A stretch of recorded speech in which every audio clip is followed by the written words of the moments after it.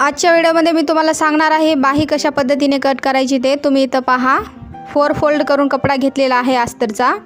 अस्तरवर मी बाही तुम्हाला कशा पद्धतीने कट करतात ते मी सांगणार आहे। तुम्ही इथं पहा इंची टेप घ्यायची आहे।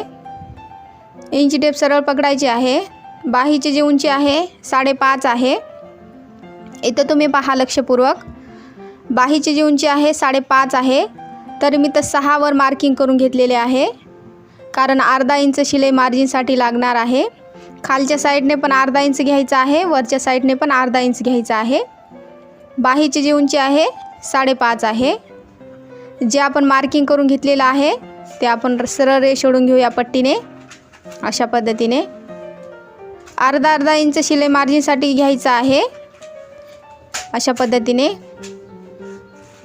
तुम्ही इथं पहा, म्हणजे तुमच्या लक्षात बसेल। त्याच्यानंतर दंडघेर घ्यायचा आहे।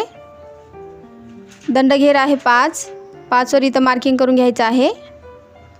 शिलाई मार्जिनसाठी 2 इंच घ्यायचं आहे।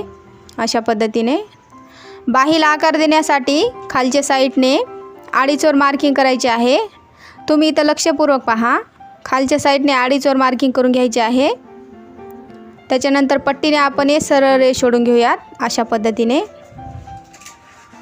आता बाहीला आकार द्यायचा आहे। मी इथं बाहीला आकार देऊन घेत आहे। अशा पद्धतीने खूप सोपी पद्धत आहे। हलक्या हाताने बाहीला आकार द्यायचा आहे। अशा पद्धतीने तुम्ही इथं पाहू शकता। व्हिडिओ आवडल्यास व्हिडिओला एक लाईक करा। खूप सोपी आणि खूप सिंपल पद्धत आहे। आता तुम्हाला इथं मी सांगते, बाहीचा जो माप आहे तो इथं टाकून घेऊयात। 7 वर इथं मार्किंग करून घ्यायची आहे। बाहीचा जो माप आहे 7 आहे। अशा पद्धतीने सरळ रेष ओढायची आहे, जे आपण मार्किंग करून घेतलेले आहे ते। त्याच्यानंतर मी तुम्हाला इथं बाही कट करून दाखवते।